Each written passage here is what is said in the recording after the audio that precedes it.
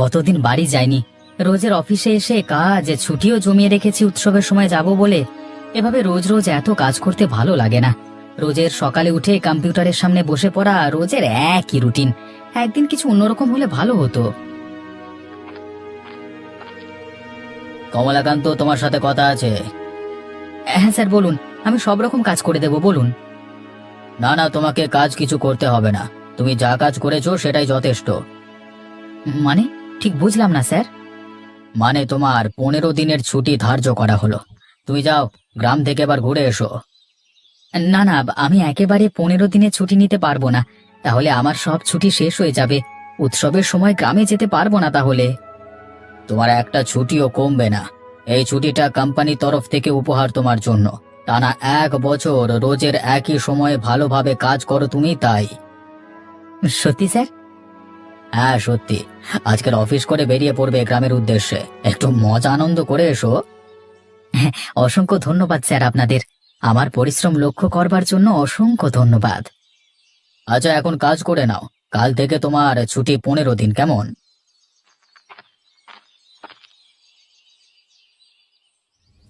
বৌমা, ছেলেটা কবে আসবে গো? ছেলেটাকে কতদিন দেখি না। আজকে মনটা খুবই খারাপ লাগছে। মা, মন খারাপ তো আমারও করে, কিন্তু কি করব, সহ্য করে থাকতে হয়। মনে হয় উৎসবের সময় বাড়িতে আসবে আমার স্বামী। যাওয়ার সময় তো বলে গিয়েছিল। উৎসব তো এখনো অনেক দেরি গো বৌমা। এতদিন পর আসবে। আসবে কিনা এখনো ঠিক নেই। যদি কোম্পানি ছুটি দেয় তবেই, না হলে আর কি করে আসবে। আশা করছি ছুটি দেবে। এতদিন ছুটি না নিয়ে কাজ করছে। আচ্ছা মা, আলুটা আরেকটু কাটবো, দেখুন তো। না না, আর কাটতে হবে না। তুমি আমার কাছে দিয়ে যাও, আমি রান্নাটা করে ফেলি চটপট। এই নিন মা, আর মন খারাপ করবেন না। একদিন তো আসবে, ঠিক দেখা হবে। আপনি মন দিয়ে রান্নাটা করুন, আমি বাইরেটা ঝাঁট দিয়ে আসছি। বৌমা, ঝাঁট দিতে হবে না, আমি ঝাঁট দিয়ে দিয়েছি। তোমার তো কাজ হয়ে গেছে, তুমি যাও, ঘরে গিয়ে বিশ্রাম নাও। না না, আপনি কাজ করবেন আর আমি বিশ্রাম নেব, এটা হতে পারে না। আরে কিছু হবে না, আমি রান্না করে নিচ্ছি। আমাকে শাশুড়ি মা ভাববে না, নিজের মা ভাববে। আমি নিজের মেয়েকে আগলে রেখেছি। সত্যি, আপনার মতন একজন শাশুড়ি মা পাওয়া আমার ভাগ্যের বিষয়। ঠিক আছে, আপনি রান্না করুন তাহলে।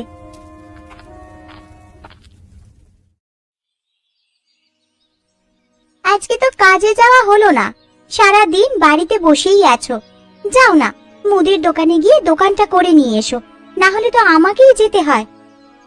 আজকে এত ঠান্ডা বলি যাইনি পুকুরে জাল দিতে। এই ঠান্ডা জলে এত ঠান্ডা লাগে, তার উপর আবার শীতকাল। রোজ যদি এই রকম করো তাহলে টাকা উপার্জন হবে কিভাবে? কাজ তো করতেই হবে। কাল থেকে তুমি কাজে যাবে, একদিন বিশ্রাম করবে বলেছিলে, আমি কিছু বলিনি, কিন্তু রোজ রোজ এটা আমি হতে দেব না। না গো, আমি কাল থেকে আবার কাজে যাব। আমারও তো একটা জ্ঞান আছে। তুমি এখন একটা ব্যাগ দাও, মুদিখানা করে নিয়ে আসি। আমার সোনা বউটার কষ্ট হবে। মানে ধ্যাত, শুধু উল্টোপাল্টা কথা। আমার লজ্জা করে না নাকি? আরে আমি তো ঠিকই বললাম। আরে এতে লজ্জা পাওয়ার কি আছে? তুমি তো আমার একটা মাত্র সোনা বউ, যাকে আমি খুব ভালোবাসি। আচ্ছা, এখন চুপ করো আর ধরো এই ব্যাগ, নিয়ে বেরিয়ে পড়ো। শুধু উল্টোপাল্টা কথা। ওরে বাবারে, লজ্জা পেয়ে গেল যে একেবারে আমার লজ্জাবতী লতা। তুমি যাও গো, এসে আবার স্নান করে খেতে হবে তো। হ্যাঁ যাচ্ছি। আজকে বাইরে এত ঠান্ডা হাওয়া দিচ্ছে যে কি বলবো। বাইরে বেরুলে কেঁপে যাচ্ছে শরীরটা। ওই জন্যই সারা দিন আজকে ঘরে বসে আছি। শীতকাল, ঠান্ডা তো হবেই।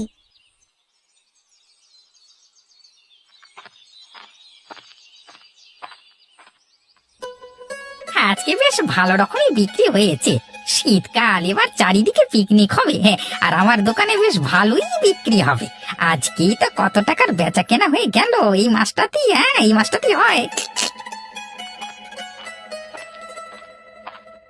কি সাহিল, বসে আছিস? আরে বসে আছি, এই খরিদ্দার গুলো ছাড়লাম, তারপর ফাঁকাই আছে। তা তুই কিছু নিবি নাকি? হ্যাঁ, নেবো বলি তো এসেছি। এই নে ফর্দ ধর, এটা দেখে জিনিসপত্রগুলো সব এই ব্যাগটাতে ভরে দে। আচ্ছা আমি দিচ্ছি, একটু দাঁড়া। অনেক কিছু জিনিসপত্র রে। হ্যাঁ হ্যাঁ, সারা মাসে জিনিসপত্র একটু বেশি হবে তাই না? আরে আমি তো একবারই মুদিখানা দোকানে আসি। তুই ভালোই কাজ করিস, একেবারে অনেকটা করে জিনিসপত্র নিলে দামটাও কম পড়ে আর ভালো জিনিস পাস। হ্যাঁ, এটা কিন্তু অন্যরা জানে না। আরে ব্যাপারটা জানে না নয়, সবাই জানে, কিন্তু টাকা পয়সার জন্য কিনতে পারে না। একেবারে এত টাকা সবাই তো বের করতে পারবে না। এই নে ধর তো জিনিসপত্র, সব দেওয়া হয়ে গেছে। হ্যাঁ, আগে এই শীতকালে কত পিকনিক করতাম, এখন সবকিছু উঠে গেছে। তখন সাথে কমলাকান্ত থাকতো, ও উদ্যোগ নিয়ে সব কিছু করতো। এখন আর কারোর অত সময় নেই যে এসব দায়িত্ব নিয়ে করবে। কাউকে না কাউকে তো দায়িত্ব নিতেই হবে। থেকে দায়িত্ব নেওয়ার লোকেরই অভাব, না হলে পিকনিক করলে করাই যায়। আচ্ছা, পরে এসে কথা হবে। হ্যাঁ, এখন তোর টাকাটা ধর, আমি বাড়ি যাই।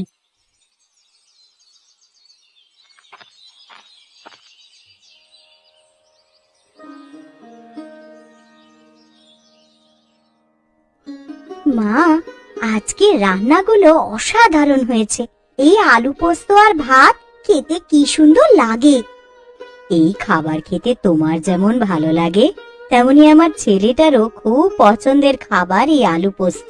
আলু পোস্ত আর গরম দুধ মেখে ভাত খেতে খুবই ভালোবাসতো ছেলেটা। ও তাই নাকি? হ্যাঁ গো মা, কিন্তু এখন তো নিজেই রান্না করে, নিজেই খাওয়া দাওয়া করে। ছেলেটা তো চিঠিতে বলে ভালো আছি, কিন্তু সত্যি কেমন আছে কেউ জানি না। মাসে 2টো চিঠি পাঠায়। মা, আপনি মন খারাপ করবেন না, খুব শীঘ্রই আপনার ছেলে আসবে বিদেশ থেকে।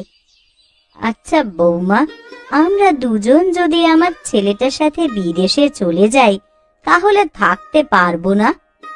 কেন থাকতে পারবো না? থাকা ঠিকই যাবে, কিন্তু কিন্তু কি? কিন্তু থাকলে খুব খরচ সাপেক্ষ হয়ে যাবে। আপনার ছেলে সংসার চালাতে পারবে না, কারণ বিদেশে সবকিছুরই দাম বেশি, আবার থাকার জায়গাও অনেক কম।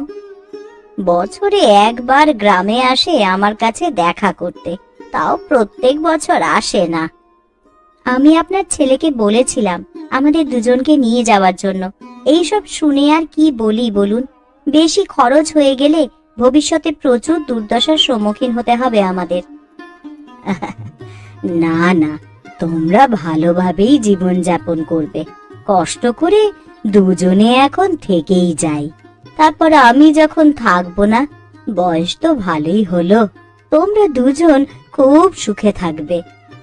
মা, আপনি একদম এসব কথা বলবেন না, এসব কথা একদম মুখে আনতে নেই। আমরা একসাথেই থাকবো। আচ্ছা, তাই হবে। কমলাকান্ত, এই 15 দিনে যা ইচ্ছে তাই করো, খুব মজা করো, আনন্দ করো। 15 দিন পর আবার কিন্তু এরকম ভাবেই মন দিয়ে কাজ করতে হবে, তাহলে পরের বছর আবার কিছু না কিছু উপহার পাবে। আমি নিশ্চয়ই করব স্যার। এই উপহার পেতে আমি আবারও এরকম ভাবেই মন দিয়ে কাজ করব। যাওয়া আসার কোনো খরচ নেই, আমার সব খরচ কোম্পানি দিচ্ছে। আপনাদের অসংখ্য ধন্যবাদ। আমাদের কোম্পানির নিয়ম হচ্ছে, কোনো কর্মচারী যদি কোম্পানিকে দেখে তাহলে কোম্পানিও সেই কর্মচারীকে দেখবে। অর্থাৎ ভালোভাবে কাজ করলে তাড়াতাড়ি বেতন বাড়বে, ছুটি পাবে, না করলে পাবে না। আপনাদের এই নীতিটাই কোম্পানিকে আরো বড় করে তুলেছে এবং পরে আরো বড় হবে। আমরা চাই আমাদের কোম্পানি যেন সারা পৃথিবী জুড়ে ব্যবসা করে, কোথাও যেন না থেমে থাকে, তাহলে কর্মচারীদের বেতন অনেক গুণ বেড়ে যাবে। অনেক কোম্পানি আছে যারা নিজের স্বার্থটা শুধু বুঝে নেয়, কর্মচারীদের খুব সামান্য বেতন দিয়ে কাজ করায়। এটা কিন্তু ভালো নয়, তাই জন্য কর্মচারীরাও ভালোভাবে কাজ করে না। এই কারণেই কোম্পানি বড় হতে পারে না, কিন্তু আমরা সম্পূর্ণ আলাদা ভাবি, সবাইকে নিয়ে চলবো। তোমার ট্রেন চলে এসেছে, সাবধানে যেও। আপনার মতো এত কেউ করবে না, ধন্যবাদ আপনাকে। এত ঠান্ডায় পানিতে নেমে কাজ, ওরে বাবা, সত্যি খুব কষ্টের। এই মনে হয় ছেড়ে দিলে বেঁচে যাব, কিন্তু কি আর করা যাবে, জাল তো দিতেই হবে, পুকুরের সব মাছ আজকে ধরতে হবে। উফ বাবা! কি গো, শুনছো? আজকে জাল দেওয়ার পর একটা বড় মাছ আমাদের বাড়ির জন্য রেখে দেবে। পুকুরের সব মাছ ধরবে, একটা ভালো মাছ সরিয়ে রাখবে। এই ঠান্ডায় কেউ থাকবে না, কেউ জানতেও পারবে না।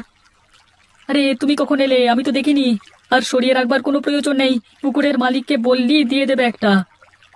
তাহলে তো ভালো, কিন্তু আজকে একটা নিয়ে যেও। ভালো মাছ নেবে, খেতে বড় ইচ্ছা করছে। আচ্ছা আচ্ছা, সব হবে সব হবে, এখন থেমে থাকলে হবে না। প্রচন্ড পরিমাণে শীত পাচ্ছে, ওরে বাবা, আমার কাজটাকে করতে দাও। বেশিক্ষণ পানিতে থাকা যাবে না, শরীর খারাপ হয়ে যাবে, তখন আরো বেশি খরচ বেড়ে যাবে। আচ্ছা আচ্ছা, তুমি তোমার কাজ করে নাও, আমি বাড়ি যাচ্ছি, কাজ আছে আমারও। ঠিক আছে, তুমি যাও, আমি একটু পরে নিয়ে যাচ্ছি তোমার জন্য মাছ। বাবরি!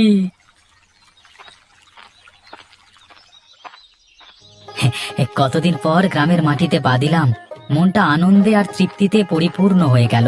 নিজের গ্রামের মতো সুখ কোথাও নেই। হ্যাঁ, গ্রামটা এখনো কোনো পরিবর্তন হয়নি। আগেরবার যখন গিয়েছিলাম তখনও ঠিক এরকমই সুন্দর ছিল, আর এখনো সুন্দর আছে। এটাই হলো গ্রাম বাংলার মাহাত্ম্য। শহরের মানুষ এলে শহরে ফিরে যেতে ইচ্ছে করবে না। চারিদিকে পাখির কিচিরমিচির ডাক, চারপাশে সবুজ ক্ষেত, নদীর পানির কলকল আওয়াজ সোজা বুকে এসে লাগে। আরে মাথায় হাঁড়ি নিয়ে সামনের দিকে এগিয়ে আসছে, ওটাকে দূর থেকে দেখে মনে হচ্ছে তো চিনি। বাবা, তোকে তো চিনতেই পারা যাচ্ছে না রে। আরে এ পোশাক আশাক দেখে মনে হচ্ছে বেশ ভালো রোজগার করছিস। হ্যাঁ হ্যাঁ, আমাকে মনে আছে? আরে কি সব বলিস তুই? আমার প্রিয় বন্ধুগুলোকে মনে থাকবে না আবার? কোথায় চলেছিস? এই তো যাব মালিকের বাড়িতে, মাছ ধরেছি, এগুলো পৌঁছে দিয়ে আসতে হবে। আচ্ছা আচ্ছা, তুই যা, পরে কথা বলবো। মাথায় অত ভারী জিনিসটা নিয়ে আছিস। এবার আমিও খুব ক্লান্ত আর কি, বিকেলে দেখা করব, কেমন? হ্যাঁ হ্যাঁ, বিকেলে তাহলে চলে আসিস আমাদের সাহিলের মুদিখানার দোকানে, কেমন? সাহিল আবার মুদিখানা দোকান করেছে নাকি? কোথায় সেটা তো আমি জানি না। আরে তাহলে বিকেলে আমার বাড়ির সামনে চলে আসিস, দুজনে মিলে একসাথে চলে যাব, ঠিক আছে? আচ্ছা, তাই হবে।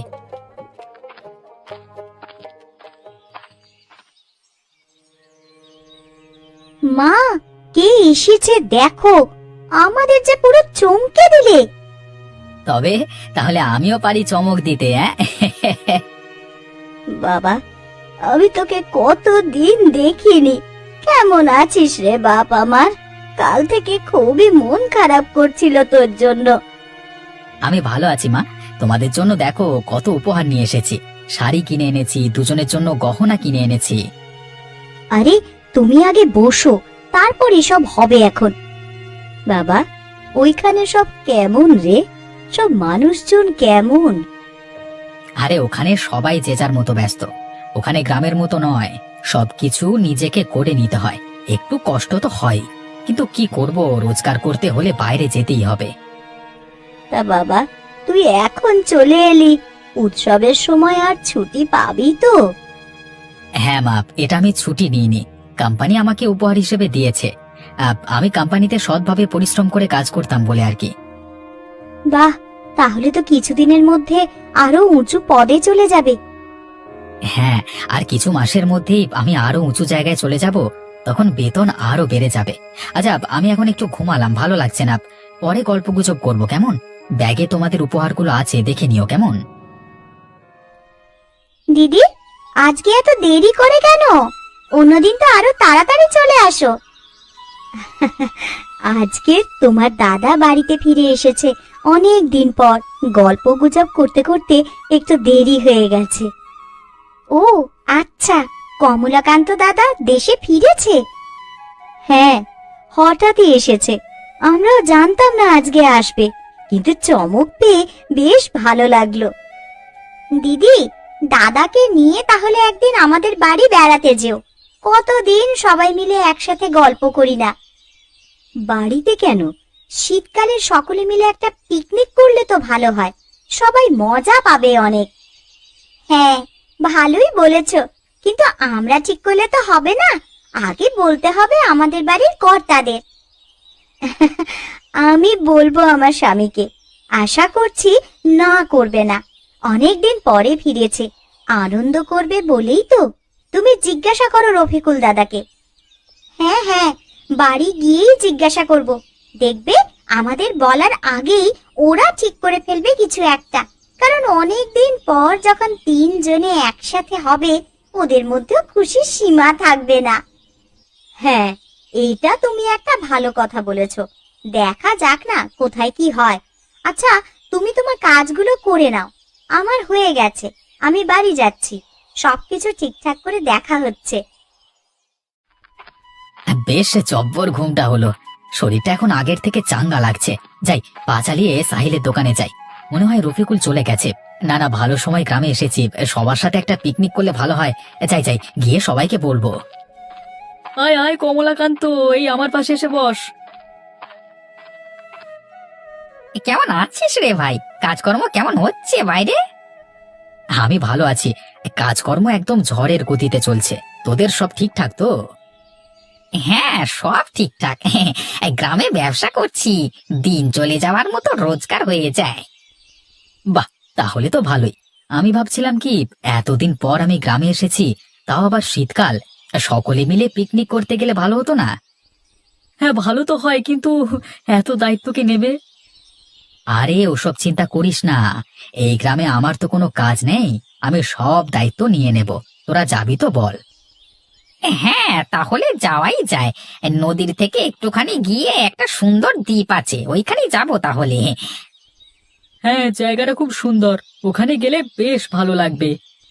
আচ্ছা ঠিক আছে, তাহলে ওখানেই যাওয়া হবে। হ্যাঁ, কালকে সকালে সবাই তৈরি হয়ে থাকিস, সকাল সকাল বেরোবো, কেমন? কেনাকাটা আমি করে নেব ভোর ভোর উঠে, কেমন?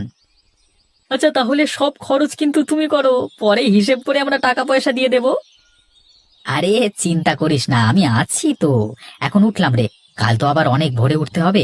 বাড়ি যাই, তোরা গিয়ে বাড়িতে বলে দে, কেমন?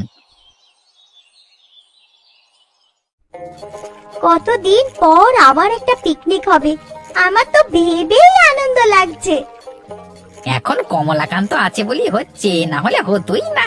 এত ভোরে উঠে বাজার দোকান করা, সবকিছু প্রস্তুত করা মুখের কথা নয়। কে এই দায়িত্ব নেবে? কেউ নেবে না। নাও সবাই নেমে পড়ো, চলে এসেছি আমরা গন্তব্যস্থলে। এবার পিকনিক হবে। সাহিল, সব মালপত্র নামিয়ে নে, মাংসটা নামাবি। এরে, খুব বড় একটা ভুল হয়ে গেছে তো। কেন রে, কি হয়েছে আবার? সবকিছু তো ভালোভাবেই হলো, আমরা ভালোভাবেই তো চলে এলাম। আমি তো মাংস কিনতেই ভুলে গেছি, কি হবে এবার? সমস্ত কিছু নিয়ে এলাম, মাংসটাই তো আনা হয়নি। আরে, এ নিয়ে রাগ করে লাভ নেই। তুই সব কাজ করেছিস, একটা ভুল তো হতেই পারে। আয় আয়, সবাই জঙ্গলের ভেতরে কিছু পাওয়া যায় কিনা দেখা যাক। দ্বীপ তো ছোট নয়, কিছু না কিছু পেয়ে যাব। হ্যাঁ হ্যাঁ, চল চল।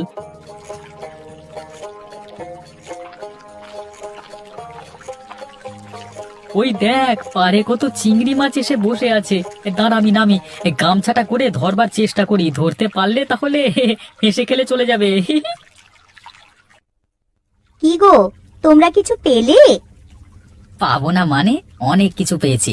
জলাশয় থেকে বেশ বড় বড় চিংড়ি মাছ ধরে এনেছি। এমনিতে অনেক দেরি হয়ে গেছে, আর দেরি করিস না রফিকুল। হ্যাঁ, চিংড়ি মাছগুলো বৌদিকে দে, রান্না করুক। হ্যাঁ দাও, আমি রান্না করতে শুরু করে দিই, না হলে আরো অনেক দেরি হয়ে যাবে। এই নাও ধরো। অনেকগুলো চিংড়ি মাছ আছে, সবার হেসে খেলে হয়ে যাবে। আমাদের রান্না শেষ, এবার চটপট খেতে বসে পড়ো সকলে। এই তো সবাই বসে পড়েছে, এরপর চটপট খেতে দাও। পেটে ছুঁচোয় ডন দিচ্ছে তো। আমার জন্য তোমাদেরকে চিংড়ি মাছ খেতে হচ্ছে, মাংসটা আনতেই ভুলে গেলাম। আরে ওসব নিয়ে একদম ভাবিস না, আমাদের কথা ছিল মাংসের পিকনিক, এখন না হয় হচ্ছে চিংড়ি মাছের পিকনিক। তাতে কি হয়েছে, শীতকালে চিংড়ি মাছও দারুণ লাগে, শুধু রান্না ভালো হলেই হবে। হ্যাঁ, রান্না যথেষ্ট পরিমাণে ভালো হয়েছে, এর থেকে ভালো আর মনে হয় না। আরে ওইসব ছাড়ো, আনন্দটা উপভোগ করো। খাওয়া দাওয়া তো লেগেই থাকবে, মন খারাপ করলে এই আনন্দটা আর ফিরে পাওয়া যাবে না। তাই আমরা সকলে মিলে আনন্দ করি। তোমাদের সহযোগিতা দেখে আমি খুবই খুশি হয়েছি। আমার ভুলের কারণে তোমরা রাগ করোনি, এটা দেখে আরো শান্তি পেলাম। সকলে আনন্দ করো, এই পিকনিকটা না হয় আমার তরফ থেকেই দিলাম